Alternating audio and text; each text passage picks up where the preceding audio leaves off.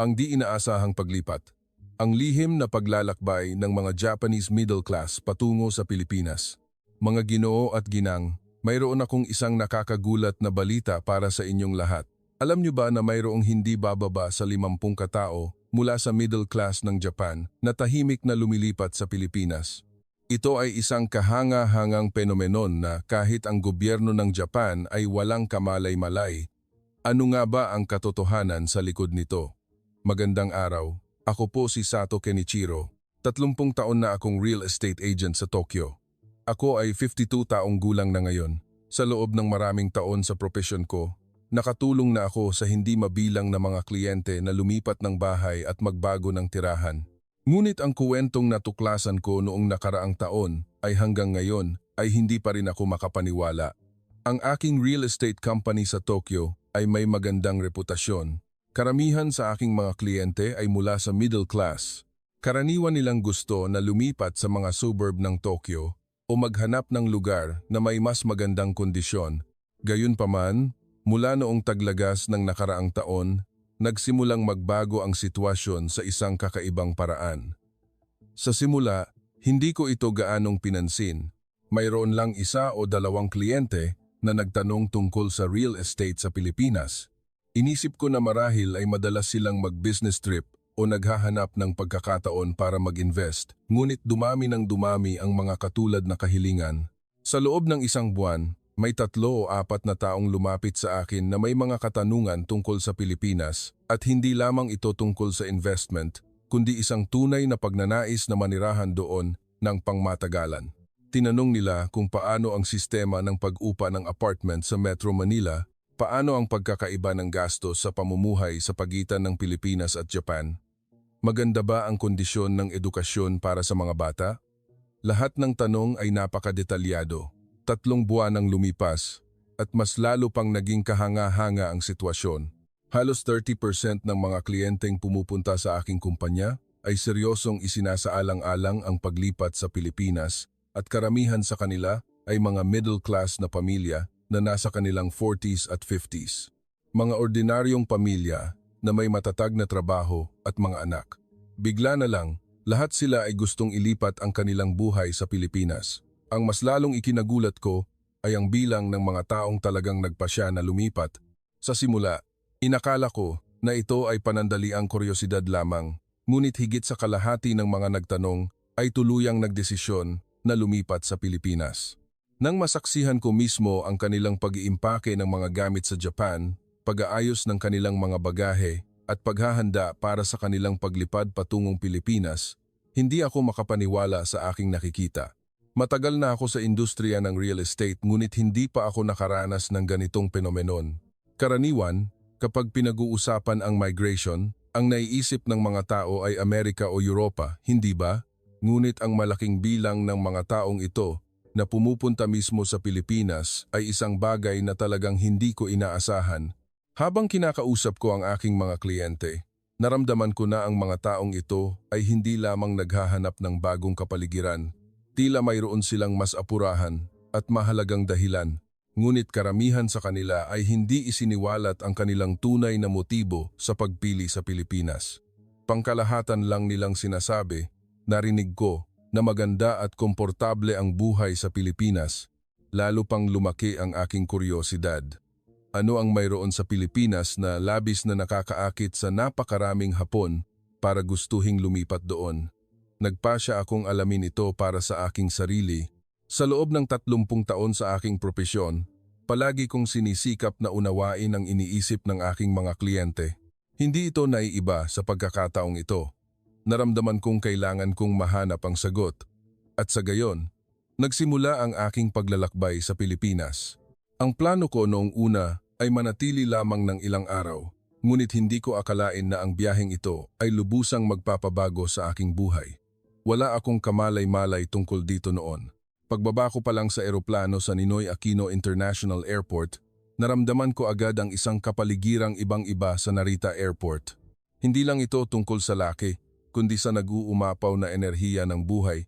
Ito ay talagang kahanga-hanga. Habang papunta sa exit, nakakita ako ng maraming Hapon, ngunit hindi sila mukhang ordinaryong turista. Tulak-tulak nila ang ilang maleta at may dalang malalaking bag na para bang lilipat sila sa isang bagong tirahan. Sumakay ako ng Grab papunta sa sentro ng Metro Manila. Sa pagtingin ko sa bintana ng sasakyan, naranasan ko ang aking unang pagkagulat. Sa buong biyahe mula NAIA papasok ng lungsod, partikular na sa Bonifacio Global City, BGC, nakakita ako ng hindi mabilang na matataas na gusali at malalaking urban development, mga residential area na may sukat na hindi pa nakikita sa Japan at lahat ay malilinis at modernong mga gusali. Pagdating ko sa sentro ng lungsod, lalo pa akong namangha. Ang lungsod ay hindi nalalayo sa Tokyo sa antas ng kaunlaran at sa ilang aspeto tila mas moderno at organisado pa. Ang pampublikong sistema ng transportasyon, bagamat umuunlad pa, ay napakakombenyente. Lahat ng mga karatula ay may nakasulat sa Filipino, Ingles at kung minsan ay Chinese na nagpapadali para sa mga dayuhan na mag-navigate. Pagkatapos kong ilagay ang aking mga gamit sa hotel, sa aking unang gabi, naglakad-lakad ako sa Bonifacio High Street. Tunay ngang napakaraming turistang Hapon. Ngunit nang tingnan kong mabuti, napansin ko na hindi lamang sila mga turista, maraming Hapon ang mukhang mga lokal na residente na. Kumpiyansa silang umorder sa mga restaurant at bihasa sa paggamit ng mga mobile payment app para sa kanilang mga transaksyon. Sa pagtingin sa kanila, agad kong naunawaan na ang mga taong ito ay ganap ng nakaangkop sa buhay sa Metro Manila. Sa ikalawang araw, sinimulan kong seryosohing pag-aralan ang merkado ng real estate. Binisita ko ang ilang mga brokerage firm sa BGC area. Sa aking pagkagulat, kinumpirma nila sa akin na napakaraming ang kliyenteng Hapon. Sinabi ng isang ahente, sa nakalipas na 6 na buwan, ang bilang ng mga kliyente mula sa Japan ay tumaas ng mahigit sa 3 beses. At karamihan sa kanila ay dumating na may layuning manirahan ng pangmatagalan. Inalam ko ang mga detalye tungkol sa sistema ng pag-upa ng bahay sa Metro Manila na para sa mga Hapon ay lubhang kaakit-akit. Iba sa komplikadong mga pamamaraan sa Japan, ang sistema sa Pilipinas ay mas simple. Hindi kailangan ng garantor, walang key money at iba pang maliliit na bayarin. Kailangan mo lang magbayad ng security deposit at isang buwang advance na upa at maaari ka nang lumipat. Ito ay malaking kabawasan sa pinansiyal na pasanin kumpara sa Japan, lalo na sa konteksto ng napakataas na presyo ng real estate sa Tokyo. Ang mga presyo sa Metro Manila ay tila napakamakatwiran. Ngunit ang pinakahumanga sa akin ay hindi ang presyo o ang sistema ng pag-upa, kundi ang saloobin at serbisyo. Ang mga staff sa real estate company ay napaka-hospitable at ipinaliwanag ang lahat sa isang magiliw na paraan sa akin, isang dayuhan. Naghanda pa sila ng mga dokumento upang mas madali kong maunawaan. Sa Japan, mahirap makahanap ng ganitong kabaitan sa mga dayuhan, ngunit sa Pilipinas, tila normal lang iyon. Nang gabing iyon, habang pauwi sa hotel sakay ng taxi, sinubukan akong kausapin ng driver sa wikang Hapon. Bagamat hindi perpekto, ang kanyang pagnanais na magpakita ng interes sa isang dayuhang pasahero ay nag-iwaban sa akin ng malalim na impresyon. Sinabi niya na dumami nga raw talaga ang mga pasaherong Hapon kamakailan at karamihan sa kanila ay hindi dumating para magturismo kundi para tumingin ng bahay. Sa ikatlong araw, gusto kong mas malalim na maunawaan ang tunay na buhay sa Metro Manila at naglakad-lakad ako sa mga ordinaryong residential area, sumakay ng bus at jeepney at gumamit ng motorcycle taxi app. Naramdaman ko ang kaginhawahan ng pampublikong transportasyon kumpara sa masalimuot na mga linya ng subway sa Tokyo. Ang sistema ng transportasyon dito ay mas simple para sa isang dayuhan. Sa ikatlong araw din, nagpasya akong makipagkita ng personal sa mga Hapong naninirahan dito. Sa paghahanap sa internet, nakakita ako ng isang Filipino-Japanese language exchange group sa isang coffee shop sa Kapitolyo, Pasig. Karamihan doon ay mga Pilipinong nag-aaral ng Japanese at mga Hapong nag-aaral ng Filipino. Pumupunta sila para mag-practice ng wika. Nang dumating ako sa coffee shop kung saan ginaganap ang pagtitipon, natigilan ako nang makita kong mas marami ang tao kaysa sa inaasahan ko. Halos pantay ang bilang ng mga Pilipino at Hapon. Lahat ay komportable na nag-uusap. Tahimik akong umupo at nagmasid sa paligid. Bigla, Isang babaeng Hapon sa katabing mesa ang kumausap sa akin. Ipinakilala niya ang kanyang sarili bilang si Suzuki Emiko. Mukha siyang nasa 45 taong gulang, isang eleganteng babae. Nang malaman niyang taga-Japan din ako, masaya niya akong tinanggap. Ikinuwento ni Emiko na lumipat siya sa Metro Manila kasama ang kanyang asawa at teenager na anak 3 buwan na ang nakalipas. Noong una, dahil iyon sa pansamantalang business assignment ng kanyang asawa sa branch ng kumpanya nito sa Pilipinas, plano niyang manatili lamang ng mga 3 buwan. Ngunit pagkatapos manirahan dito, napagtanto niya kung gaano kaganda ang lugar at nagpasya silang manatili. Ang mga kaso tulad ng pamilya ni Emiko na dumating dahil sa trabaho at sa huli ay nagpasyang manatili ay mas marami pa pala kaysa sa inaakala ko. Ang mga kuwento ni Emiko tungkol sa buhay sa Metro Manila ay lubhang kawili-wili. Marami siyang sinabi tungkol sa kaginhawahan sa pang-araw-araw na buhay. Ang sistema ng delivery dito ay mas maunlad kaysa sa Japan. Ito ang pinaka nagbigay ng impresyon sa akin. Kahit madaling araw o hating gabi, maaari kang mag-order ng pagkain at ihahatid nila ito sa loob ng 30 minuto. Noong una, hindi siya makapaniwala. Ang sistema ng mga convenience store ay ikinahanga rin niya. Akala ko noon, ang mga convenience store sa Japan ang pinaka-perpekto. Ngunit sa mga convenience store sa Pilipinas, maaari kang magpadala ng mga package, magbayad ng mga bill sa kuryente at tubig at kahit na gumawa ng ilang mga transaksyon sa bangko. Ito ay kahanga-hanga. Maraming lugar ang bukas 24 oras na nagbibigay daan sa iyo na ayusin ang mga kailangan mong gawin anumang oras. Ngunit ang pinakabinigyan niya ng diin ay ang init ng pagtanggap ng mga tao. Noong kararating pa lang niya sa Metro Manila, wala siyang alam na salitang Filipino at labis siyang nag-alala. Ngunit ang mga tao sa paligid niya ay mabait na tumulong sa kanya. Mula sa security guard sa kanilang condominium hanggang sa mga tindera sa mga lokal na tindahan, lahat sila ay mabait ang pakikitungo sa kanila na mga dayuhan. Lalo na, nagliwanag ang mukha ni Emiko nang pag-usapan niya ang kanyang anak na lalaki. Ang kanyang anak, na dati ay nahihirapan sa paaralan sa Japan, ay ganap na nagbago. Matapos lumipat sa isang paaralan sa Metro Manila, naging mas palakaibigan siya sa kanyang mga kaibigan at higit sa lahat, mas masaya na ang kanyang mukha. Pakiramdam niya, ang kapaligiran ng edukasyon sa Pilipinas ay mas malaya at malikhain kaysa sa Japan. Sa pakikipag-usap kay Emiko, nagsimula kong mahanap ang mga sagot sa aking mga tanong. Hindi lamang ito tungkol sa ekonomiya o kaginhawahan, kundi tungkol sa isang ganap na naiibang kalidad ng buhay. Kasabay nito, naunawaan ko na mayroon ding alalahanin si Emiko ang reaksyon ng kanyang pamilya at mga kaibigan sa Japan. Maraming nag-iisip na sandali lang siyang aalis at nang bigla niyang ipaalam na mananatili sila sa Pilipinas, marami ang hindi nakaunawa. Lalo na ang kanyang mga matatandang magulang na nahirapang tanggapin kung bakit kailangan niyang maghirap sa ibang bansa. Habang tumatagal ang aming pag-uusap, lalong luminaw ang larawan ng buhay sa Metro Manila.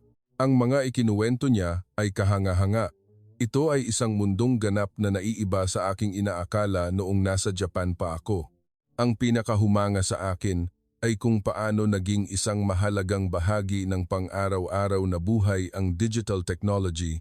Sinabi ni Emiko na pagdating niya sa Metro Manila, natuklasan niya na sa isang smartphone lang, halos lahat ay magagawa niya magbayad ng pamasahe sa bus, mag-order ng pagkain, tumawag ng taxi, at kahit magpa-schedule ng appointment sa doktor. Lahat ay madaling gawin sa pamamagitan ng telepono. Marami siyang sinabi tungkol sa sistema ng pagbabayad. Dito, halos hindi na gumagamit ng cash ang mga tao. Noong una, medyo kakaiba ito, ngunit nang masanay siya, napagtanto niya kung gaano ito kaginhawa. Maaari kang magbayad gamit ang credit card o smartphone sa halos lahat ng lugar. Kahit sa maliliit na stall sa kalye, normal na ang electronic payment. Ibang-iba ito sa Japan. Ang sistema ng kalusugan ay kawili-wili rin. Nang magkasipon ang kanyang anak, pumunta sila sa isang pribadong klinika.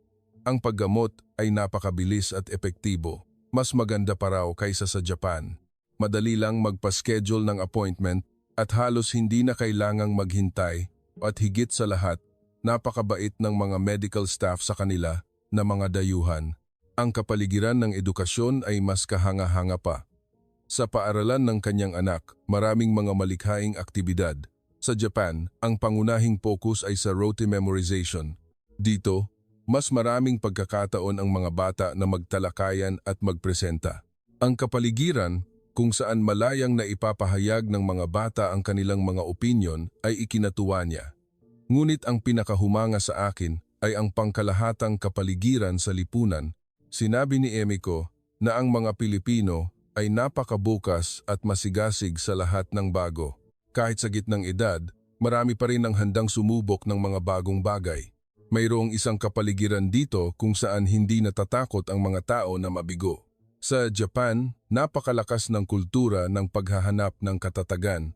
Samantalang sa Pilipinas, ang pagbabago at pagsubok ay positibong tinatanggap. Marami rin siyang ikinuwento tungkol sa buhay kultural.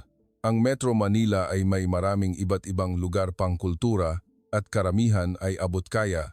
Mga sinehan, teatro, museo ay nasa lahat ng dako. Ang mga kondisyon para ma-enjoy ang kultura ay napakaganda, lalo na ang mga lugar tulad ng Bonifacio High Street o ang mga parke tulad ng Ayala Triangle Gardens kung saan maaaring mag-relax ang mga tao ng libre anumang oras. Hindi rin dapat kalimutan ang kultura ng pagkain. Noong una, nag-alala siya na ang pagkaing Pilipino ay masyadong mamantika, ngunit pagkatapos subukan, natuklasan niya na mayroong hindi mabilang na malusog at masasarap na pagkain. Lalo niyang nagustuhan ang tradisyon ng mga karinderya o kainan, kung saan sa isang pagkain ay makakakuha ka ng isang balanseng set ng nutrisyon. Iba sa kultura ng pagkain ng Japan. Ikinuwento rin ni Emiko ang tungkol sa mga panahon sa Pilipinas. Bagamat walang malinaw na pagbabago ng 4 na panahon tulad sa Japan, bawat panahon ng taon ay may sariling alindog. Lalo na nagustuhan ng kanyang anak ang kapaligiran ng Pasko sa Pilipinas o ang mga makukulay na piyesta. Ang pagkakataong ma-enjoy ang iba't ibang kapaligiran sa buong taon ay nagpapasigla sa buhay. Ngunit ang pinakabinigyan niya ng diin ay ang mga ugnayan ng tao. Araw-araw niyang nararamdaman ang kabaitan at init ng pagtanggap ng mga Pilipino. Kapag nahihirapan, laging handang tumulong ang mga tao sa paligid, walang diskriminasyon dahil siya ay dayuhan. Ito ay labis na nakakaantig sa kanya. Sa Japan, napakahirap bumuo ng malalim na ugnayan sa mga kapitbahay. Samantalang sa Pilipinas, ang diwa ng pakikipagkapitbahay o bayanihan ay natural na umuusbong. Gayunpaman, mayroon ding seryosong alalahanin si Emiko. Hindi nauunawaan ng kanyang pamilya at mga kaibigan sa Japan ang mga pagbabagong ito, lalo na ang mga biyenan niya na patuloy na nagtatanong kung bakit nila tinalikuran ang isang maunlad na Japan para maghirap sa ibang bansa. Maging ang kanyang asawa noong una ay may pag-aalinlangan sa buhay sa Metro Manila. Bagamat ngayon ay malaki na ang ipinagbago ng kanyang pananaw, hindi pa rin siya sigurado sa kanilang pangmatagalang plano. Matapos marinig ang detalyadong kwento ng buhay dito, nagsimula akong seryosong pag-isipan ang aking sariling kinabukasan. Pagkatapos ng 30 taon na pagtatrabaho sa isang lugar sa Japan, minsan ay nararamdaman kong umabot na sa dead end ang aking buhay. Paulit-ulit na trabaho, malabong kinabukasan, at kawalan ng katiyakan. Ngunit ang mga taong nakilala ko sa Metro Manila, anuman ang kanilang edad, ay handang harapin ang mga bagong hamon. Ang mga imaheng iyon ay nag-iwan ng malalim na impresyon sa akin. Kinabukasan, ipinagpatuloy ko ang pagtuklas sa iba't ibang lugar ng Metro Manila. Sumakay ako ng motorsiklo papunta sa McKinley Hill at Ayala Alabang. Natuklasan ko na hindi lamang ito mga residential area, kundi mga lugar na may maunlad na komersyal na infrastruktura. Sa lahat ng dako ay may mga coffee shop, restaurant at maliliit na natatanging tindahan at ang mga presyo ay napakamakatwiran. Habang naglalakad-lakad sa Rockwell, nakilala ko ang isa pang Hapon, isang lalaki na nasa 50s na payapang nagbabasa ng libro sa isang coffee shop. Nilakasan ko ang aking loob at nilapitan siya. Ipinakilala niya ang kanyang sarili bilang si Yamada Koji mula sa Yokohama at 8 buwan nang naninirahan sa Metro Manila. Noong una, napunta siya rito dahil sa trabaho, ngunit ngayon ay nagpasya na siyang manatili ng pangmatagalan. Ang mga sinabi ni G, Yamada ay lalo pa akong ginulat. Sinabi niya na ang kapaligiran sa trabaho sa Pilipinas ay ganap na naiiba sa Japan. Sa Japan, habang tumatanda ka, mas nagiging mahirap sumubok ng bago. Samantalang sa Pilipinas, kung may kakayahan ka, hindi malaking hadlang ang edad. Lalo na sa mga malikhaing larangan, mas bukas at malaya ang Pilipinas. Idinagdag din ni G. Yamada na napaka-positibo ng saloobin sa trabaho ng mga Pilipino. Kahit may problema, sama-sama silang aktibong naghahanap ng solusyon. Walang kultura ng paninisi, kundi isang kultura ng pagtutulungan. Ibang-iba ito sa pagiging konserbatibo ng Japan. Tungkol sa gastos sa pamumuhay, binigyan ako ni G. Yamada ng maraming kapaki-pakinabang na impormasyon. Bagamat hindi mura ang upa sa Metro Manila, mas mababa pa rin ito kaysa sa Tokyo at napakalaki ng pagkakaiba sa presyo ng pagkain. Kung kakain sa labas, ang gastos dito ay halos kalahati lamang kumpara sa Tokyo. Lalo niyang pinuri ang mga lokal na karinderiya na mura at masarap. Dinala ako ni G. Yamada sa isang lokal na palengke. Doon, tunay kong naramdaman ang katapatan ng mga Pilipino. Kahit hindi ako marunong mag-Filipino, ang mga tindero ay magiliw, gumagamit ng mga senyas para makipag-usap sa akin. Ilan pa nga ay sinubukang magsalita ng simpleng mga salitang Hapon. Ang init ng pagtanggap na iyon ay labis na nakakaantig sa akin. Sa palengke, maraming kakilalang tindera si G. Yamada. Malinaw na ganap na siyang nakasama sa lokal na buhay. Sinabi niya na noong una ay nag-alala rin siya, ngunit napakabait pala ng mga Pilipino. Kahit hindi kayo magkaintindihan, palagi nilang sinusubukang umunawa at tumulong. Nang hapon na iyon, inimbitahan ako ni G. Yamada sa kanyang kumpanya. Ito ay isang design company na may mga 20 empleyado, ngunit ang kapaligiran ay ganap na naiiba sa isang kumpanyang Hapon. Malayang nagpapahayag ng kanilang mga opinyon ang mga tao, walang matibay na herarkiya. Maging ang mga batang empleyado ay maaaring prangkang maglahad ng kanilang mga ideya sa kanilang mga superior. Sinabi ni G. Yamada na ang ganitong bukas na kultura ng kumpanya ay nagparamdam sa kanya ng labis na kaginhawahan. Sa Japan, dahil sa sistema ng seniority, napakahirap magpahayag ng naiibang opinyon. Dito, mas mahalaga ang halaga ng ideya kaysa sa posisyon ng nagsasalita. Noong gabi, inimbitahan ako ni G. Yamada sa kanyang paboritong restaurant para itong isang izakaya ng Japan, ngunit hindi eksakto.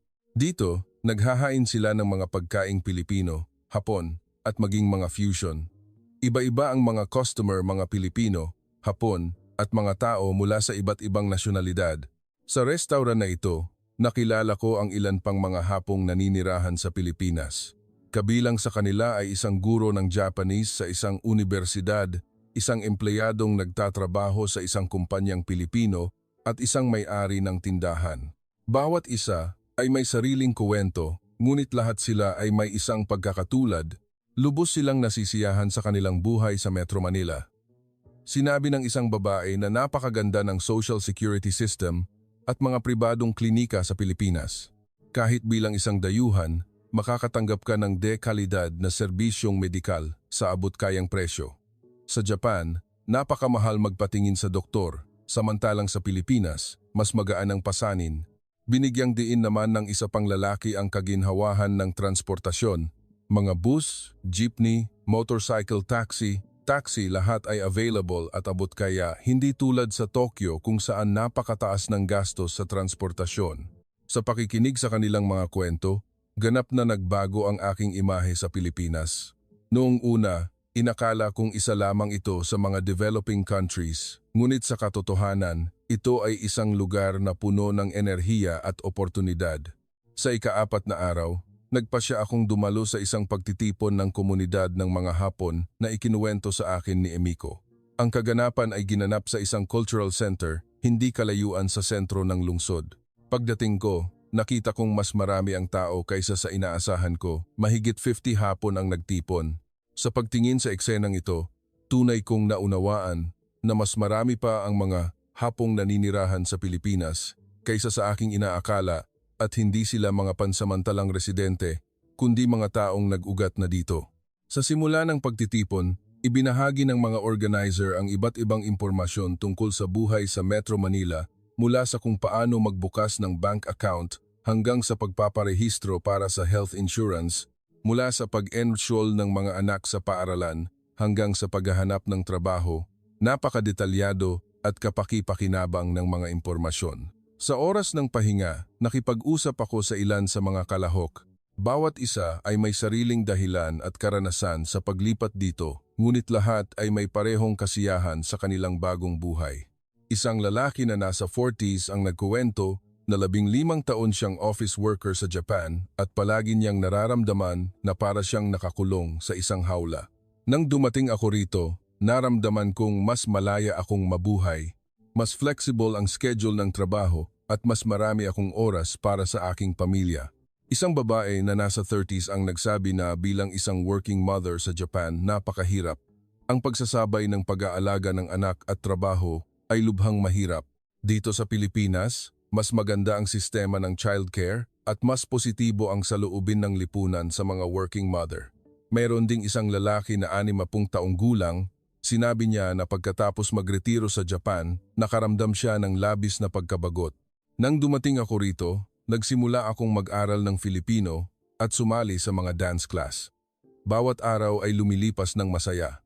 Sa Pilipinas, maraming pagkakataong matuto sa anumang edad. Ang pinakanakaantig sa akin ay ang sinabi ng isang batang ina. Sinabi niya na sa Japan, ang kanyang anak ay napaka-introvert at halos hindi nagsasalita. Pagkatapos lumipat sa Metro Manila, naging mas masayahin ito.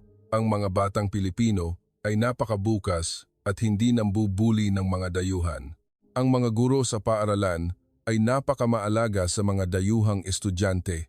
Ikinuwento naman ng isa pang ama na ang kanyang anak ay nagsimulang mag-aral ng Filipino dito at ngayon ay mas magaling pa kaysa sa kanyang mga magulang. At ang edukasyon sa Pilipinas ay hindi limitado sa mga akademikong asignatura. Ang sports at sining dito ay mahusay ding binuo, na tumutulong sa mga bata na magkaroon ng balanseng pag-unlad. Bilang isang magulang, panatag ang aking loob. Gayunpaman, mayroon ding mga nagsalita tungkol sa mga paghihirap. Ang language barrier ang pinakamalaking problema, lalo na sa mga ahensya ng gobyerno o ospital kung saan kailangan ang tumpak na komunikasyon. Sabi ng ilan, mas mabigat ang pinansyal na pasanin sa simula kaysa sa inaasahan nila. Ang gastos sa pag-settle in, mula sa paghahanap ng bahay hanggang sa pamimili ng gamit sa bahay, ay mas mataas kaysa sa kanilang inakala. Ang pagkakaiba sa kultura ay nangangailangan din ng pag-angkop. Ang mga Pilipino ay may tendensyang ipahayag ang kanilang mga opinyon ng mas direkta. Ang mga taong sanay sa hindi direktang paraan ng komunikasyon ng mga Hapon ay maaaring makaramdam ng pagkailang sa simula. Ngunit sa kabila ng lahat ng mga paghihirap na ito, karamihan ay nagsabi na ayaw na nilang bumalik sa Japan dahil ang kalidad ng buhay at kasiyahang natatanggap nila sa Pilipinas ay mas mataas. Pagkatapos ng pagtitipon, inimbitahan ako ni Emiko sa kanilang bahay. Gusto niyang ipakita sa akin kung ano ang hitsura ng tunay na buhay sa Metro Manila. Ang bahay niya ay isang 3-bedroom apartment sa isang magandang condominium. Bagamat hindi masyadong malaki, ito ay maliwanag at maaliwalas. Mula sa balkonahe, makikita ang magandang tanawin ng lungsod sa gabi. Sa bahay ay nandoon ang kanyang asawa at anak. Ang pangalan ng kanyang asawa ay Tanaka Kaito. Nagtatrabaho siya sa Pilipinas branch ng isang kumpanyang Hapon. Ang pate Tanaka Ren, isang estudyante. Napakagaling magsalita ng Filipino ni Ren. Nang kausapin niya ako, halos wala akong naintindihan. Sinabi ni Emiko na noong kararating lang nila, walang alam si Ren sa Filipino, ngunit sa loob lamang ng ilang buwan ay ganito na ang kanyang progreso. Ikinuwento ni Ren na mas masaya ang buhay eskwela sa Pilipinas kaysa sa Japan. Mababait ang mga kaibigan, maalaga ang mga guro, at maraming extracurricular activities. Sa kasalukuyan, nag-aaral siyang tumugtog ng gitara at miyembro ng basketball club. Sinabi ni G, kaito na ang kapaligiran sa trabaho sa Pilipinas ay tumulong sa kanya na muling mahanap ang kasiyahan sa trabaho. Sa Japan, bawat araw ay isang paulit-ulit na routine. Dito, maaari akong magmungkahi ng mga bagong ideya at pinakikinggan ito ng kumpanya. Nararamdaman kong iginagalang ang aking opinyon. Para sa hapunan, hinainan ako ng pamilya, tanaka ng iba't ibang pagkaing Pilipino, adobo, sinigang, lechon, kare-kare. Lahat ay napakasarap at ganap na nagpabago sa aking pananaw sa lutuing Pilipino. Sinabi ni Emiko na noong una ay nag-alala siya na baka masyadong malasa ang pagkain, ngunit sa katotohanan, ang lutuing Pilipino ay napakabalanse. Maraming gulay, karne, isda, masustansya at hindi gaanong maanghang tulad ng inaakala niya. Pagkatapos ng hapunan, isinama ako ni G. Kaito na maglakad-lakad. Ang mga kalsada ng Metro Manila sa gabi ay puno ng buhay. Ang mga tindahan ay maliwanag na kumikinang. Sa mga parke, maraming nag-iihersisyo, may nagta-tai chi, may nag-aerobics. Ang ganitong masiglang kapaligiran sa gabi ay mahirap mahanap sa Japan. Sinabi ni G. Kaito, talagang alam ng mga Pilipino kung paano i-enjoy ang buhay. Pagkatapos ng trabaho, nakikipagkita sila sa mga kaibigan o hinahabol ang kanilang mga hobby, hindi lang nag-aalala sa trabaho tulad ng mga Hapon. Mas alam nila kung paano balansehin ang trabaho at buhay. Pagbalik namin sa bahay, nagpatuloy kami sa pag-uusap hanggang hating gabi. Sinabi ni Ren na nagpasya siyang kumuha ng entrance exam sa isang unibersidad sa Pilipinas. Mataas ang kalidad ng edukasyon sa mga unibersidad sa Pilipinas at mas mababa ang tuition fee kaysa sa Japan. At pagkatapos ng graduation, maraming oportunidad sa trabaho. Sinabi ni Emiko na nang makita niya ang kanyang anak na may malinaw na layunin, naramdaman niya ang labis na kapanatagan. Sa Japan, hindi alam ni Ren kung ano ang gusto niya sa hinaharap. Dito, sa Pilipinas, tila natagpuan na niya ang kanyang landas. Sa kanyang bahagi, ibinahagi ni G. Kaito na isinasaalang-alang niya ang pagtatayo ng sarili niyang kumpanya sa Pilipinas. Mas maganda ang kapaligiran para sa mga startup dito kaysa sa Japan. Sinusuportahan ng gobyerno ang mga startup at kung mabigo ka, hindi ka huhusgahan ng lipunan. Ang kulturang nagpapahintulot sa iyo na madapa at muling bumangon ay napakakaakit-akit sa akin. Sa pakikinig sa mga kwento ng pamilyang ito, malalim kong naramdaman na ang Pilipinas ay tunay na may espesyal na alindog. Hindi lamang ito tungkol sa kaginhawahan o mababang gastos sa pamumuhay, ito ay isang lipunang nagbibigay ng pag-asa at enerhiya sa buhay. Ang ika-5 araw ay ang huli kong araw sa Metro Manila. Nagpasya akong maglakad-lakad mag-isa sa lungsod para lubusang maramdaman ang kapaligiran nito. Sa umaga, pumunta ako sa Intramuros. Hindi ako relihiyoso, ngunit ang kapaligiran sa loob ng San Agustin Church ay solemne at payapa. Nakakita ako ng maraming lokal na nagdarasal at ito ay nagbigay daan sa akin na masilayan ang kaluluwa ng mga Pilipino. Pagkatapos ay namili ako sa isang malaking shopping mall. Naalala ko ang Ginza area sa Tokyo. Napakaraming kabataan, modernong kultural na kapaligiran. Ngunit iba sa Ginza, dito ay nananatili pa rin ang maraming tradisyonal na elemento. Ito ay isang magandang pagsasama ng luma at bago. Sa hapon, binisita ko ang National Museum Complex. Ang ganda at kadakilaan ng kasaysayan ng Pilipinas ay nagpagulat sa akin. Ang lalim at lawak ng kulturang Pilipino ay kahanga-hanga. Sa gabi, sumakay ako ng ferry para panoorin ang paglubog ng araw sa Manila Bay. Ang tanawin mula sa dagat ay napakaganda. Sa mga baybayin, maraming mag-asawa at pamilya ang naglalakad-lakad. Ang payapang kapaligiran ay nagparamdam sa akin ng kaginhawahan. Sinubukan ko ang masasarap na street food sa isang night market. Ang mga pagkaing ito ay nagparamdam sa akin ng pamumuhay ng mga Pilipino. Mga simpleng sangkap na inihanda ng buong puso, mura, ngunit napakasarap. Nang gabing iyon, bumalik ako sa sentro ng lungsod. Ito ay isang abalang intersection, napakaraming tao, ngunit lahat ay organisado. Walang pakiramdam ng pagiging masikip tulad sa Tokyo Station. Ang mga mukha ng mga tao ay mukhang mas relax. Sa huli kong gabi, pagbalik ko sa aking hotel room, pinag-isipan ko ang lahat ng aking naranasan sa mga nagdaang araw. Bagamat 5 maikling araw lamang, labis akong humanga. Ang Pilipinas pala ay isang lugar na mas kaakit-akit kaysa sa aking inaakala. Hindi lamang ito tungkol sa magandang kapaligiran, kundi mas mahalaga, sa saloobin ng mga tao at sa kapaligiran ng lipunan. Ang sigasig, pagiging bukas, at init ng pagtanggap. Ang mga katangiang ito ay nagtulak sa akin na gustuhing maranasan itong muli. Isang linggo ang lumipas. Pagbalik ko sa Tokyo, ganap na nagbago ang sitwasyon sa aking kumpanya. Pagkatapos kumalat ang balita tungkol sa aking biyahe sa Pilipinas, sa isang araw, nakatanggap ako ng mahigit 50 tawag. Lahat ay nagtatanong tungkol sa paglipat sa Pilipinas. Ang mga tumatawag ay hindi lamang mula sa Tokyo, kundi mula rin sa Osaka, Nagoya, at maging sa Fukuoka. Alas 8 ng umaga sa unang araw, nagsimulang tumunog ng walang tigil ang telepono. Hello, narinig ko po na pumunta kayo para tumingin ng real estate sa Pilipinas. Gusto ko sanang malaman ang tungkol sa kondisyon ng pamumuhay doon. Pwede niyo po bang ibahagi ang inyong karanasan? Noong una, nalito ako dahil ilang araw lang din naman ako doon. Ngunit tila itinuturing ako ng lahat bilang isang eksperto sa Pilipinas. Ang unang tumawag ay isang 45 taong gulang na office worker na nakatira sa Setagaya. Sinabi niya na 20 taon na siyang nagtatrabaho sa Tokyo, ngunit palaki ng palaki ang pressure sa buhay. Ang tuition fee para sa 2 anak niya ay 200,000 yen isang buwan. Ang mortgage sa bahay ay may 15 taon pa.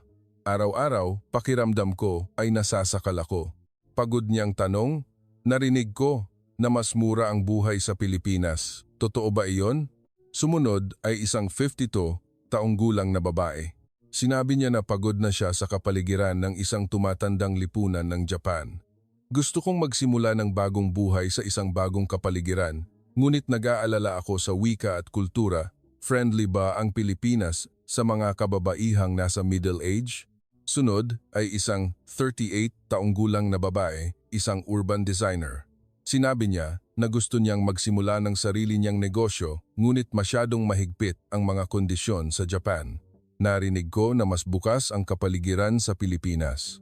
Mayroon bang anumang suporta mula sa gobyerno? At mayroon ding isang 60 taong gulang na retiradong guro. Sinabi niya na pagkatapos magretiro sa Japan, nakaramdam siya ng labis na pagkabagot at gustong maghanap ng bagong layunin sa buhay. Angkop ba ang Pilipinas? Para sa mga matatanda, kumusta ang sistema ng kalusugan doon? Ang telepono ay tumunog ng walang tigil. Bawat isa ay may sariling mga problema at inaasahan. Ngunit lahat sila ay may parehong hindi kasiyahan sa kanilang kasalukuyang buhay at pagnanais na maghanap ng mga bagong oportunidad. Nagtanong sila tungkol sa merkado ng real estate sa Pilipinas, gastos sa pamumuhay, sitwasyon ng edukasyon para sa mga bata. Napakadetalyado ng mga tanong. Isang doktor mula sa Kobe ang nagtanong tungkol sa antas ng medikal sa Pilipinas at kung ang isang dayuhang doktor ay makakakuha ng lisensya para mag-practice. Isang may bahay mula sa Nagoya ang interesado kung ligtas ba ang pagkain at kung makakabili ba ng mga sangkap na hapon. Isang engineer mula sa Fukuoka ang nagtanong kung gaano kaunlad ang industriya ng IT at kung maraming trabaho. Ang pinaka-ikinagulat ko ay ang edad ng mga tumatawag mula 20 hanggang 60 taong gulang, ngunit lalo na maraming mga katanungan mula sa mga middle class na pamilya na nasa kanilang 40s at 50s. Ang mga taong ito ay hindi lamang interesado, seryoso nilang isinasaalang-alang ang paglipat. Ang 45 taong gulang na lalaki na nagtrabaho ng 20 taon sa Tokyo ay nagkuwento na dahil sa tuition ng kanyang 2 anak at sa mortgage ng bahay, nahihirapan na siya. Ang mga mandatoryong gastos pa lang ay umaabot na sa 500,000 yen isang buwan. Kinuwenta niya, 100,000 para sa mga tutorial class, 200,000 para sa loan ng bahay, 200,000 para sa gastusin sa pamumuhay, halos wala nang natitirang ipon. Walang kasiyahan mula sa pagpapahinga. Narinig ko na sa parehong halaga, mas maganda ang kalidad ng buhay sa Pilipinas kaya interesado ako. Isa pang 50 taong gulang na babae ang umiyak sa telepono. Pagod na ako sa buhay sa Japan. Araw-araw, puro gawaing bahay at pag-aalaga sa mga magulang. Walang oras para sa sarili, walang pangarap. Kapag nakikipagkita sa mga kaibigan, puro reklamo ang naririnig ko. Gusto kong maghanap ng inspirasyon sa isang bagong buhay, sa isang bagong kapaligiran.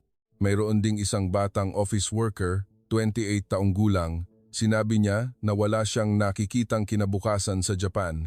Hindi tumataas ang sahod, pahaba ng pahaba ang oras ng trabaho, napakamahal ng bahay na hindi niya kayang bilhin. Pahirap ng pahirap mag-asawa. Gusto kong subukan ang aking kapalaran sa Pilipinas. Habang dumarami ang mga katanungan, naramdaman ko ang pressure. Kailangan kong magbigay ng mas tumpak na impormasyon. Nagsimula akong magsaliksik ng detalyado sa merkado ng real estate sa Pilipinas. Naghanap ng impormasyon sa internet, nakipag-ugnayan sa mga ahente sa Pilipinas. Ginugol ko ang maraming oras sa pagsasaliksik sa bawat aspeto ng buhay doon. Presyo ng bahay, upa, gastos sa pamumuhay, sistema ng edukasyon, health insurance, klima, kultura at sistema ng visa. Habang lalo akong nagsasaliksik, mas marami akong natutuklasang kahanga-hangang katotohanan, mas makatwiran ang presyo ng real estate sa Metro Manila kaysa sa Tokyo. Ang isang 2-bedroom apartment sa sentro ng lungsod ay nagkakahalaga ng halos kalahati kumpara sa isang katulad na apartment sa Tokyo. Ang sistema ng pag-upa ng Pilipinas ay talagang pabor sa mga Hapon. Hindi kailangan ng garantor, mas simple ang proseso at medyo friendly ang mga may-ari ng bahay sa mga dayuhan. Higit sa lahat, ang gobyerno ng Pilipinas ay may medyo bukas na patakaran sa pamumuhunan at paninirahan ng mga dayuhan. Sa pamumuhunan ng isang tiyak na halaga, maaari kang mag-apply para sa isang pangmatagalang visa at mas simple ang proseso kaysa sa maraming ibang bansa. Ang sistema ng edukasyon sa Pilipinas ay humanga rin sa akin. Hindi lamang mga international school, kundi pati na rin ang mga ordinaryong pampublikong paaralan ay handang tumanggap ng mga dayuhang estudyante. Maayos ang pagkakaayos ng mga kursong Filipino. Ang partikular na nakakaakit sa mga magulang na Hapon ay ang mataas na rate ng pagpasok sa universidad at ang pamantayan ng edukasyon. Ang sistema ng health insurance sa Pilipinas ay kahanga-hanga rin. Ang mga dayuhang naninirahan sa Pilipinas, kapag natugunan ang ilang mga kondisyon, ay maaaring bumili ng pribadong health insurance. Mas mababa ang gastos sa paggamot kaysa sa Japan habang mataas naman ang kalidad. Ngunit habang umuunlad ang sitwasyon, ako mismo ay nagsimulang malito. Itinuturing ako ng mga kliyente bilang isang eksperto sa paglipat sa Pilipinas, ngunit sa katotohanan, maraming bagay akong hindi alam. Naramdaman ko ang isang malaking responsibilidad. Kung magbibigay ako ng maling impormasyon, maaaring makaapekto ito ng malaki sa buhay ng isang tao. Isang araw, ang sinabi ng isang kliyente ay partikular na tumatak sa akin. Sato, bago ka pumunta sa Pilipinas, mayroon ka ring mga tanong na tulad ng sa amin, hindi ba? Kaya bakit ka nagpasyang pumunta at tingnan ang lahat para sa iyong sarili? Ano ang kumumbinsi sa iyo na ang Pilipinas ay isang lugar na sulit alamin? Ang tanong na iyon ay nagtulak sa akin na pag-isipang muli ang aking posisyon. Hindi lamang ako isang tagapagbigay ng impormasyon tungkol sa real estate. Nakaka-impluwensya ako sa mga desisyon sa buhay ng mga tao. Ang responsibilidad na ito ay nagtulak sa akin na harapin ang issue ng mas seryoso. Kaya, nagpasya akong pumunta muli sa Pilipinas. Sa pagkakataong ito, gusto kong lapitan ang pananaliksik sa isang mas sistematikong paraan. Hindi lamang real estate, kundi pati na rin ang edukasyon, kalusugan, kultura, bawat aspeto ng buhay. Lalo na, gusto kong makilala ang mas maraming Hapon na naninirahan sa Pilipinas hanggat maaari para marinig ang kanilang mga karanasan. Gumawa ako ng isang detalyadong plano sa pananaliksik. Listahan ng mga brokerage firm, paaralan, at ospital na bibisitahin. Listahan ng mga Hapon na i-interviewin. Nag-enroll pa ako sa isang trial class ng sayaw. Habang naghahanda para sa aking pangalawang biyahe sa Pilipinas, naramdaman kong nasa gitna ako ng malalaking pagbabago. Hindi lamang ilang kliyente ang interesado sa Pilipinas. Tila may isang bagong hangin na umiihip sa buong lipunan ng Japan at ako ay nasa gitna nito. Ito ay parehong kahanga-hanga at napaka-responsable. Isang araw bago ako umalis, nakatanggap ako ng isang espesyal na tawag. Ang tumawag ay isang 70 gulang na lalaki. Sinabi niya na napanood niya ang balita tungkol sa alon ng mga Hapong lumilipat sa Pilipinas at gustong malaman kung angkop ba ang lugar para sa mga matatanda. Sa Japan, wala nang pumipigil sa akin. Sabi niya, Pumanaw na ang aking asawa.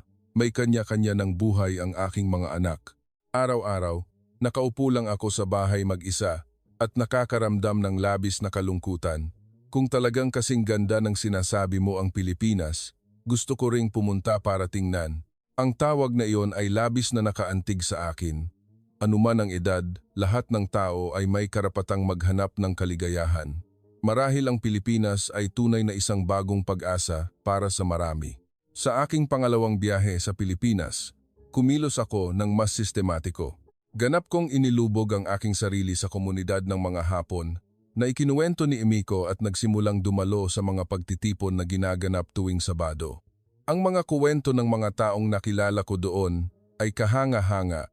Ang pagtitipon ay doble na ang dami kumpara sa 3 buwan na nakalipas. Ang lugar na pinagtitipunan ng mahigit 100 Hapon ay nagbigay sa akin ng isang ganap na bagong pananaw sa Pilipinas. Nakilala ko ang napakaraming iba't ibang tao, mga batang mag-asawa na may maliliit na anak, mga matatandang mag-asawa na pumunta para magretiro, mga kabataang nagsimula ng negosyo dito, at mga profesional na nagtatrabaho sa mga kumpanyang Pilipino. Bawat isa ay may sariling kwento, mayroong tagumpay at kabiguan. Ngunit lahat ay handang ibahagi ang kanilang mga karanasan at tulungan ang isa't isa. Isang 35 taong gulang na designer ang nagkuwento na nagbukas siya ng isang IT company sa Pilipinas. Ito ay isang napakagandang kapaligiran para sa mga startup, sabi niya nang may sigasig. Nagbibigay ang gobyerno ng iba't ibang suporta at handang sumubok ng mga bagong bagay ang mga Pilipino. Isang 60 taong gulang na retiradong guro ang nagbahagi na sa Pilipinas, nagsimula siyang mag-aral ng Chinese. Pagkatapos magretiro sa Japan, nakaramdam ako ng labis na pagkabagot, sabi niya. Dito, natagpuan ko ang isang bagong layunin sa buhay. Bawat araw ay lumilipas ng masaya. Isang 40 taong gulang na may bahay, ang nagkuwento na ang kanyang mga anak ay napakahusay na naka-adapt sa paaralan sa Pilipinas. Sa Japan, labis silang na-stress. Dito, ang edukasyon ay nakatuon sa balansing pag-unlad. Ngayon, napakasaya ng mga bata. Ang mga dahilan kung bakit pinili ng mga taong ito ang Pilipinas ay mas malalim at iba-iba kaysa sa aking inaakala. Hindi lamang ito mga pagsasaalang-alang sa ekonomiya o kaginhawahan. Madalas kong marinig ang mga salitang pangarap at hamon. Sa Japan, habang tumatanda ka, mas nagiging mahirap sumubok ng bago. Pagkatapos ng 40, ang pinakamahalagang bagay ay panatilihin ang katatagan, ang pagsisimula ng isang bagong negosyo o pagbabago ng landas sa karera ay halos imposible. Ngunit sa Pilipinas, ganap na naiiba ang kapaligiran. Anuman ang edad, maraming nagsimula ng negosyo. Kung mabigo, may pagkakataong bumangon muli. Sa lipunan, mayroong isang kulturang positibong tumatanggap sa pagbabago at inobasyon. Isang lalaki na nagtrabaho ng 15 taon sa isang kumpanya sa Japan ang nag-resign sa edad na 45 at nagbukas ng isang maliit na coffee shop sa Pilipinas. Sa Japan, hindi iyon maiisip, sabi niya. Ngunit dito, sinuportahan ako ng aking mga kaibigan. Maging ang mga customer ay tumutulong sa pag-promote. Noong una, napakahirap dahil sa wika at pagkakaiba sa kultura. Ngunit ngayon, napakasaya kong nabubuhay. Bawat araw ay nagdudulot ng mga bagong hamon at kagalakan. Isang pakiramdam na wala na sa akin sa Japan. Pagkatapos makarinig ng maraming kuwento, nagsimula akong tingnan ang aking kinabukasan sa isang bagong paraan. Marahil ang Pilipinas ay isang bagong oportunidad din sa aking buhay. Hindi lamang isang pag-angat sa karera, kundi isang muling pagtukoy sa mismong buhay. Ang mga kuwento ng mga kababaihan ay kahanga-hanga rin. Sa Japan, pagkatapos mag-asawa at magkaanak, napakahirap bumalik sa lipunan. Samantalang sa Pilipinas, mas maganda ang sistema ng suporta para sa mga working mother, may dekalidad na mga kindergarten at paaralan, at higit sa lahat, mas positibo ang saloobin ng lipunan sa mga working mother. Tungkol sa edukasyon, natuklasan ko ang mga katotohanang mas nakakagulat pa. Ang sistema ng edukasyon sa Pilipinas ay mas iba-iba at malikhain kaysa sa Japan. Bagamat may maling akala tungkol sa matinding kompetisyon para makapasok sa unibersidad, sa katotohanan, ang sining at mga karagdagang kasanayan dito ay mahusay ding binuo. mas maraming pagkakataon ng mga bata na hanapin at paunlarin ang kanilang mga talento. Ang sistema ng patuloy na edukasyon sa Pilipinas ay partikular na kahanga-hanga, anuman ang edad, laging may pagkakataong matuto ng bago. Mula sa mga continuing education center sa mga universidad hanggang sa mga lokal na cultural center, napakaraming pagkakataong matuto. Ngunit lahat ng mga taong ito ay may parehong mga alalahanin. Ang ugnayan sa pamilyang naiwan sa Japan, lalo na ang henerasyon ng mga magulang, ay napakahirap unawain ang mga pagbabagong ito. Bakit tatalikuran ng isang matatag na Japan para maghirap sa ibang bansa? Magkakaroon ba ng problema sa pag-aaral ng mga bata at marami pang ibang alalahanin? Sa pamamagitan ng mga pagtitipon sa komunidad, marami akong nakilalang mga Hapon at naunawaan ang mga tunay na problemang kanilang kinakaharap. Bagamat nasisiyahan sa buhay sa Pilipinas, mayroon ding iba't ibang paghihirap. Ang pinakamalaking problema ay ang language barrier. Sa pang-araw-araw na buhay, walang malubhang problema. Ngunit sa mga komplikadong usaping administratibo o kapag nagpapatingin sa doktor, malinaw na nararamdaman ang kahirapan. Lalo na sa mga usaping may kinalaman sa paaralan ng mga anak o mga parent-teacher meeting, kapag kailangan ng tumpak na komunikasyon, nararamdaman ang mga limitasyon sa kasanayan sa wika. Sa aspetong pinansyal, hindi rin madali. Mas mataas ang gastos sa pag-settle in kaysa sa inaasahan.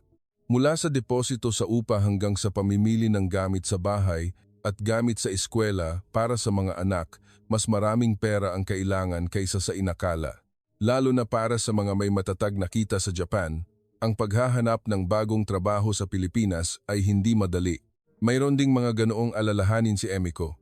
Ang kanyang asawa ay nagtatrabaho sa isang kumpanyang Pilipino, ngunit walang kasiguraduhan na sa pangmatagalan ay mapapanatili nila ang isang matatag na kita tulad sa Japan. Lalo na kapag kailangan ng pumasok sa universidad ng mga anak. Ang issue ng tuition fee ay nangangailangan ng seryosong pag-iisip. Ang pagtutol ng pamilya ay nagdudulot din ng malaking pressure. Ang mga magulang sa Japan ay patuloy na nananawagan na bumalik na sila. Tinatanong ng mga kaibigan kung bakit sila naghihirap sa ibang bansa, lalo na sa mga okasyon tulad ng Pasko o mga family event. Madalas na nababanggit ang isyung ito na lumilikha ng mabigat na pakiramdam. Ngunit sa kabila ng lahat ng mga hadlang na ito, karamihan ay nagsabi na ayaw nilang talikuran ang buhay sa Pilipinas.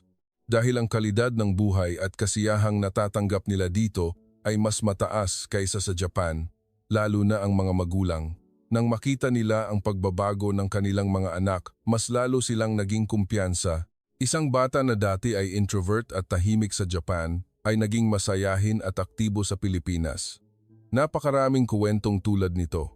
Ang pagkakaroon ng iba't ibang karanasan sa isang bagong kapaligiran, ang pagmamasid sa paglaki ng mga anak, lahat ng iyon ay tumulong sa kanila na malampasan ang lahat ng paghihirap.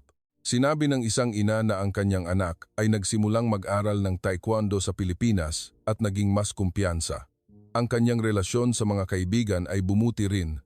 Sa Japan, bukod sa mga tutorial class, wala siyang pagkakataong gumawa ng iba pa. Dito sa Pilipinas, napakaraming mga club at team. Ikinuwento naman ng isa pang ama na ang kanyang anak na babae ay nagsimulang seryosohing ituloy ang sining sa Pilipinas. Sa Japan, ang sining ay itinuturing na isang hobby. Dito, ang edukasyon sa sining ay mas sistematiko at propesyonal. Ang makita ang kanyang anak, na mahanap ang kanyang talento at buuin ang kanyang pangarap ay isang malaking karangalan. Sa pakikinig sa mga kuwentong ito, marami akong naisip.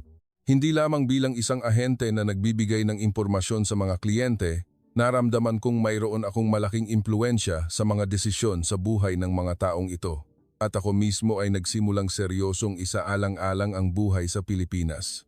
Pagkatapos ng 30 taon na pagtatrabaho sa isang lugar sa Japan, minsan ay nararamdaman kong umabot na sa dead end ang aking buhay. Paulit-ulit na trabaho at isang malabong, hindi tiyak na hinaharap. Ngunit ang mga taong nakilala ko sa Pilipinas, anuman ang kanilang edad, ay handang harapin ang mga bagong hamon. Ang mga imaheng iyon ay napakakahanga-hanga. Mula sa araw na iyon, 6 na buwan na ang lumipas. Sa wakas, Nagbukas ako ng isang maliit na real estate company sa Metro Manila. Noong una, inisip kong magtatrabaho ako sa parehong lungsod, pabalik-balik sa pagitan ng Japan at Pilipinas. Ngunit padami ng padami ang oras na ginugugol ko sa Metro Manila, hanggang sa isang punto, napagtanto kong mas mabuti ang pakiramdam ko dito. Ang negosyo ng real estate sa Pilipinas ay iba sa Japan. Mas malapit at personal ang ugnayan sa mga kliyente. Hindi lamang ito tungkol sa pagbili at pagbebenta, kundi pakiramdam mo ay nakikiramay ka sa isang tao, tinatalakay ang kanilang buhay at mga pangarap. Lalo na sa mga taong mula sa Japan, mayroon kaming parehong karanasan at maaaring mag-usap ng napakaprangka. Sa nakalipas na 6 na buwan, nakatulong ako sa mahigit 30 pamilyang Hapon na manirahan sa Pilipinas. Bawat pamilya ay may sariling kuwento at pangangailangan. May isang single mother na dinala ang kanyang 2 anak. Sa Japan, ang pressure mula sa trabaho at pag-aalaga ng anak ay nagtulak sa kanya sa kanyang limitasyon. Ngunit sa Metro Manila, nakahanap siya ng trabaho sa online marketing na nagpapahintulot sa kanya na magtrabaho mula sa bahay. Flexible ang schedule, masaya ang mga anak sa paaralan. Ngayon, bumalik na ang ngiti sa kanilang pamilya. Mayroon ding isang matandang mag-asawa na lumipat mula sa Kobe patungong Cebu. Sinabi nila na mas banayad ang klima sa Cebu, mas mura ang buhay, at napakabait ng mga Pilipino sa mga matatanda. Ngayon, araw-araw silang naglalakad-lakad sa parke, nakikilahok sa buhay ng lokal na komunidad. Mas masaya ang kanilang buhay kaysa sa Japan. Ang pinakahumanga sa akin ay isang 17 taong gulang na lalaki. Dahil sa pambubuli sa paaralan sa Japan, huminto siya ng 1 taon, dinala siya ng kanyang mga magulang sa Pilipinas para magsimulang muli. Ngayon, nag-aaral siya sa isang international school sa Metro Manila. Hindi lamang siya natuto ng Filipino, kundi marami na rin siyang naging kaibigan at muling nahanap ang interes sa pag-aaral. Ang pamilya ni Emiko ay sa wakas ay nagpasya na manatili sa Pilipinas ng tuluyan. Kinilala ang kanyang asawa sa kumpanya at na-promote bilang department head. Si Ren ay nasa grade 11 na ngayon at naghahanda para sa entrance exam sa isang universidad sa Pilipinas. Mas magaling pa siyang magsalita ng Filipino kaysa sa marami niyang kaibigang Pilipino. Ang pinakakapansin-pansin ay pumasa si Emiko sa pagsusulit at nakakuha ng lisensya bilang real estate agent sa wikang Filipino. Ito ay nagpapakita ng kanyang determinasyon na magsimula ng bagong buhay sa Pilipinas. Ngayon, nagtatrabaho siya sa aking kumpanya at espesyalista sa pagtulong sa mga kliyenteng Hapon. Bilang isang taong may parehong karanasan, napakahusay niyang tumulong sa ibang mga Hapon. Madalas niyang ibinabahagi ang kanyang karanasan sa mga bagong lipat na inang Hapon. Paano tulungan ang mga anak na maka-adapt sa paaralan? Paano bumuo ng ugnayan sa mga kapitbahay na Pilipino? Paano panatilihin ang pagkakasundo sa pamilya sa ibang bansa? Ang kanyang mga payo ay laging kapakipakinabang at puno ng init. Unti-unting lumalaki ang komunidad ng mga Hapon. Ngayon, ang mga pagtitipon ay may mahigit 150 na kalahok. Hindi lamang kami nagbabahagi ng mga karanasan, kundi nag-oorganisa rin ng iba't ibang mga hobby club, hiking, cooking class, Filipino class, at maging mga seminar para sa mga negosyante. Ang mga bagong lipat ay mabilis na makahanap ng suporta. Sa mga oras ng kahirapan, laging may mga handang tumulong. Ang komunidad na ito ay naging pangalawang tahanan ng mga Hapon sa Pilipinas. Nagsimula na rin kaming makipagtulungan sa mga lokal na komunidad ng Pilipino, nag-oorganisa ng mga cultural exchange event. Tinuturuan namin ang mga Pilipino ng Japanese at pamilyar kami sa tradisyonal na kultura ng Pilipinas. Tuwing may piyesta, sama-sama kaming nagsasalo. Tuwing Pasko, sama-sama kaming nagdedekorasyon. Ang ganitong pagpapalitan ay lalong nagpalapit sa mga mamamayan ng ating 2 bansa. Ako mismo ay ganap ng nakaangkop sa buhay sa Pilipinas. Mas bumuti na ang aking Filipino. Ngayon, malaya na akong nakikipag-usap sa mga kliyente. Minahal ko na ang lutuing Pilipino, lalo na ang adobo at sinigang na naging lingguhang ritual ko na. Ang pinakamahalaga, araw-araw akong nakakaramdam ng kasariwaan, puno ng sigla, isang enerhiya na hindi ko kailanman naramdaman sa Japan. Kapag naglalakad-lakad ako sa mga kalsada ng Metro Manila, palagi kong nararamdaman ang pintig ng lungsod na ito, ang ngiti sa mukha ng mga tao, ang sigla sa mga lansangan. Lahat ng iyon ay kumukumbinsi sa akin na ang paglipat dito ay isang tamang desisyon. Napakaganda rin ng mga panahon sa Pilipinas. Ang tag-araw na may maningning na sikat ng araw, ang tag-ulan na may bigla ang buhos ng ulan, ang mahiwagang kapaligiran ng Pasko, ang masiglang mga piyesta. Bawat panahon ng taon ay may sariling mga kaganapan at tanawin. Sa buong taon, walang sandali ng pagkabagot. Ang buhay ay makulay at puno ng pag-asa. Ang pinaka-pinasasalamatan ko ay ang init ng pagtanggap ng mga Pilipino. Maraming tumuring sa akin, isang dayuhan, bilang isang miyembro ng pamilya. Ang aking kapitbahay ay paminsan-minsan ay nagdadala ng kanyang lutong pagkain. Ang tindera sa convenience store ay naaalala kung anong uri ng kape ang gusto ko. Sinusubukan akong kausapin ng mga taxi driver sa simpleng mga salitang Hapon. Sa mga oras ng kahirapan, laging handang tumulong ang aking mga kaibigang Pilipino. Nang magkasakit ako, kinumusta nila ang aking kalusugan. Kapag may problema sa trabaho, matiyaga silang nakikinig. Para mas maunawaan ko ang kulturang Pilipino, ipinaliwanag nila ang lahat ng may kabaitan. Dahil sa init ng pagtanggap na ito, ang buhay sa Pilipinas ay lalong naging mahalaga at makabuluhan. Araw-araw, nararamdaman ko ang ugnayan sa pagitan ng mga tao. Isang pakiramdam na padalang ng padalang sa Japan. Ngayon, sa pagbabalik tanaw, napagtanto kong ang desisyon na pumunta sa Pilipinas ay ang pinakamagandang desisyon sa aking buhay. Ang pagtanggap ng isang bagong hamon sa edad na 52 ay hindi madali. Tumutol ang aking pamilya at mga kaibigan. Ngunit ang katotohanang nakabuo ako ng isang bagong pangarap sa lupain ng Pilipinas, iyon ay isang bagay na labis kong ipinagpapasalamat. Dito, hindi lamang ako nagtagumpay sa aking karera, kundi mas mahalaga muli kong natuklasan ang kahulugan ng buhay. Bawat umaga, gumigising ako ng may pananabik. Inaabangan ang isang bagong araw. Isang pakiramdam na matagal ko nang hindi naramdaman. Sa hinaharap, gusto kong tulungan ang mas marami pang Hapon na magsimula ng bagong buhay sa Pilipinas. Hindi lamang bilang isang ahente, kundi bilang isang gabay sa buhay na tumutulong sa kanila na mahanap ang tunay na kaligayahan. At gusto kong maging isang tulay ng tunay na pagkakaibigan sa pagitan ng Pilipinas at Japan upang mas maunawaan ng mga mamamayan ng ating dalawang bansa ang kultura ng isa't isa, alisin ang mga pagkiling at bumuo ng isang tunay na pagkakaibigan. Gusto kong lumikha ng isang mundo kung saan nagkakaunawaan ang mga mamamayan ng dalawang bansa at sama-samang umuunlad. Kamakailan, nagsimula akong magsulat ng isang blog kung saan ibinabahagi ko ang maliliit na kwento tungkol sa buhay sa Pilipinas. Sana ay makatulong ito sa mas maraming tao na malaman ang kagandahan ng Pilipinas at sana ay makatulong ito sa mga Hapong isinasaalang-alang ang paglipat na magbigay sa kanila ng kapaki-pakinabang na impormasyon at ihanda sila sa isipan. Ang pangarap ko ay magbukas ng isang komprehensibong service center sa Pilipinas. Hindi lamang serbisyo sa real estate, kundi pati na rin mga kurso sa wika, suporta sa trabaho, pagpapalitan ng kultura, upang mas madaling makalipat ang mga Hapon sa Pilipinas.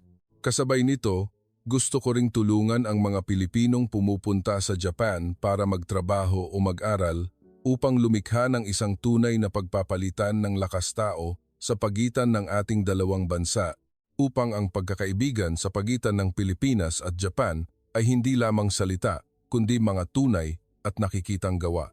Dito nagtatapos ang kuwento ng isang Hapon na real estate agent na nakatuklas sa alon ng paglipat ng middle class ng Japan patungong Pilipinas. Ngunit naniniwala ako na ito ay simula pa lamang. Mas marami pang tao ang makakatuklas sa alindog ng Pilipinas at pipiliing magsimula ng bagong buhay sa lugar na ito. Mangyaring iwan ang inyong mga komento sa ibaba. Kung nagustuhan ninyo ang kuwentong ito, paki-like at mag-subscribe at ibahagi ito sa inyong mga kaibigan na maaaring interesado upang mas marami pang tao ang makaalam sa kahanga-hangang lugar na ito na tinatawag na Pilipinas.